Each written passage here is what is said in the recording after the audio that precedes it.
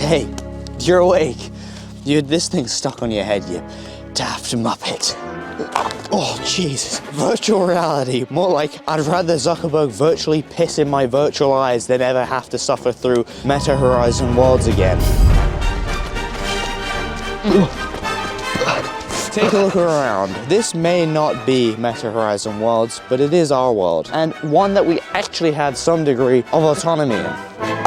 As opposed to being at the schizophrenic behest of a multi-billion-dollar social media company. Believe it or not, but this hat isn't an NFT. This isn't a VR chat world, and my dogs aren't 30-year-old male virgins in a fursuit. Quite frankly, despite dedicating the last 3 years of my life to covering virtual reality on YouTube, I feel a need to, shall we say, atone for my virtual sins. So today I'm going to tell you why I now hold such a disdain for this technology as someone who's been such a proponent of it for the last 3 years. Like Andy in Toy Story 2, I look at this headset and I think, I don't want to play with you anymore. Virtual reality isn't fun anymore. Here is exactly why. So Meta recently released their latest $300 VR headset, the Quest 3S, which topped sales charts around the world this Christmas. And many of you may even have a Quest headset staring at you with its multi-camera array and built-in microphone while watching this very video. Likely many of those that you know and love are now dipping their toes into the artificial abyss. The abyss that stares back at them like Pennywise in the sewer drain, dangling this paper boat before your very eyes.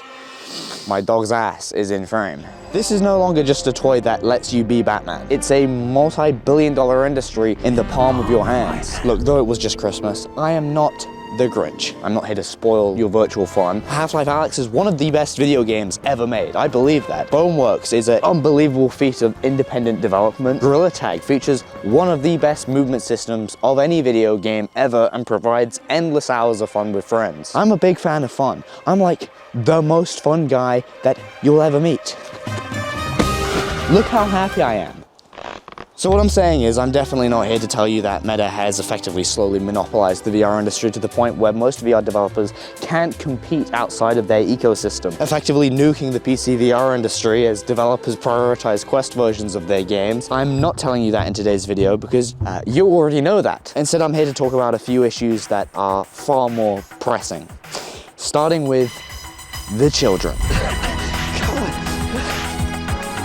They're so fast! In the last couple of years, Meta has effectively performed a massive handbrake turn into mass marketing these headsets to children. Along with the associated YouTubers, VR agencies, VR developers, and wider VR industry, most have been almost entirely reluctant to properly convey the physical harms that these headsets pose for a developing child. Midway through 2023, Meta dropped their minimum age requirement to use these headsets from 13 down to 10. These headsets, as expected, have been profoundly popular with kids, Gorilla Tag being the most obvious example of this, which is now financially the most successful VR game of all time. Obviously, Meta saw this popularity and successfully capitalized on it by lowering the minimum age requirement. Now, sure, you can argue that the age requirement didn't really do anything anyway, and most of these kids lied about their age or used a parent's account. I mean, any of us who have ventured into basically any multiplayer VR game have at some point had to endure the wrath of an 8-year-old wielding the M-word like it's the Infinity Gauntlet. Now, annoyance for us adults aside, the wider point here is Meta have now effectively openly endorsed this age range by dropping these age requirements, which I think is just morally wrong when these headsets are fundamentally and functionally not designed for kids. Now, before I drag you down this rabbit hole with me,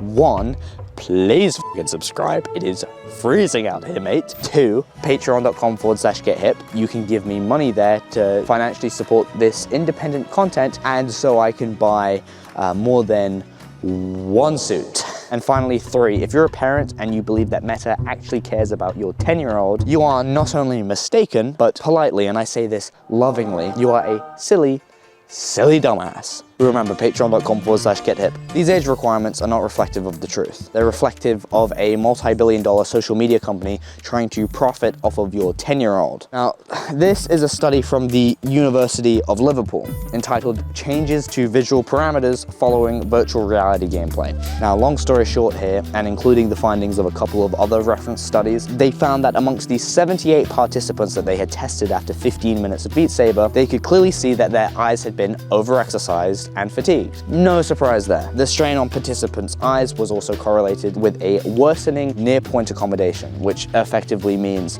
the closest distance where objects can be seen clearly without having to have to strain your eyes. This worsening visual range associated with VR is obviously also associated with all computer monitors and phone screens. You're just not getting that ocular exercise that you would in an environment like this one, where you're adjusting your vision to encompass a wide range of varying distances. Staring at a screen, something that's usually been placed a set distance from you, has repeatedly been associated with a litany of serious visual complications and obviously short-sightedness. And I'm sure you've seen the increase in people around you, and perhaps even yourself, now needing prescription glasses, sometimes as early as their teens. 1 in 3 children are now short-sighted, and this increase coincides with an increase in screen time. But the repeated prescription spiral of vision loss promoted by the glasses industry relies on its customers. It's quite astounding to me how reluctant the VR industry is to engage in this topic when this very medium is every ill effect of screen usage on steroids. Meta has the usual array of dizziness, eye muscle twitching, seizure, and blackout warning labels scattered throughout their egregiously inflated terms of service agreements, which none of you read. Regardless, Meta's actions speak far louder than their words. The 10-year-old customer base that they now welcome will become beholden to this tech, unable to see more than just a few feet in front of them. For Meta, this is a long-term investment. This is a long-term play, a recurring customer base of short-sighted iPad kids. People talk about what's going to happen when the virtual world is more fun than the real one, or more immersive than the real one, when they should be talking about what's going to happen when they can't even see the real one. I feel for the iPad kids, I really do. I was almost one of them. I dodged that 50 cal bullet by just a couple of years. And it still grazed me. After all, here I was talking about how cool VR was like some dumbass for 3 years. But at least now, my eyes are open. Most have theirs slammed shut in a state of repetitive AI-generated thumbnail-backed slop content. Countless talking head videos regurgitating the same information in the same way in the same industry and then giving each other an award for being the most sane. Winning VR Creator of the Year is effectively like winning Most Chronically Indoors Person of the Year, or the most socially isolated, short-sighted GIMP of the year. So I wasn't exactly surprised when I was included as a runner-up. This year, the VR Creator of the Year award was handed to someone who entirely AI generates thumbnails to promote VR games that don't exist. This profit over honesty gimmick is just a materialistic death rattle of sorts from the industry. Meta themselves, along with the rest of the VR industry, has actively chosen the hyper-competitive, business-oriented warpath that successfully nuked the creatively driven momentum that came off the back of Half-Life Alyx in 2020. We desperately need Valve back in the VR space. They allegedly do have a new headset coming out soon, so perhaps there's hope that VR could return to a more honest equilibrium, treating this as a fun-first device rather than a forced digital fisting device as it is now. Most of the games that you'll see on the Meta Quest store aren't even turning over a profit. Just get out of this shop! A huge chunk of even the bigger VR games out there are going bankrupt or are clinging to Meta and VC funding. Also, because so many of these studios are in such dire need of funding, many have relinquished their marketing departments entirely. Meta now handles many of these studios' marketing for them, and by extension, now sponsors that I have worked with in the past won't and can't sponsor my content anymore, as those decisions are now made by Meta. These advertising campaigns are also now distributed primarily by Meta and are often exclusively given to creators within their affiliate program. I'll be straight up, they won. Congratulations. GG. They control the content scene now, rising tides wherever they want, true puppeteering at play. In stupefied hindsight, it's not exactly surprising that such an artificial reality provided by such an artificial product produced by such an artificial company who are artificially keeping it afloat would be filled with so many artificial people. And soon will actually be populated by fully artificial people, as Meta are about to flood entirely AI-generated accounts into Facebook and Instagram that will post, comment, and interact with you as if they are human. So, cheers, my fellow conspiracy theorists. That's another $1 in the Alex Jones was right jar.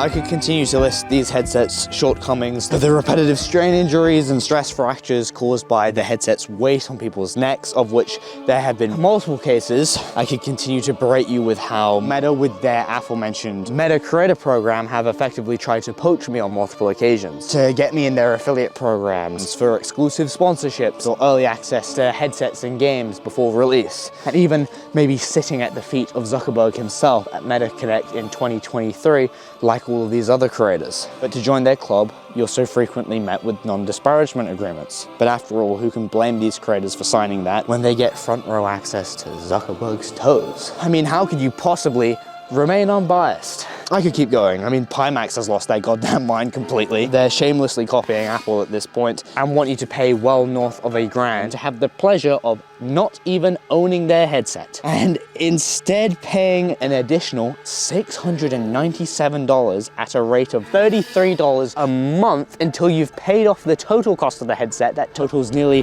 $2,000. But alas, I shall not burden you with any more of my rambles. This video is ultimately just here to probe your mind. Even if you think I'm overdramatic, oversimplifying, overreacting, at least I have offered you a counter argument to this virtual slop fest. That being, go outside, you silly muppet.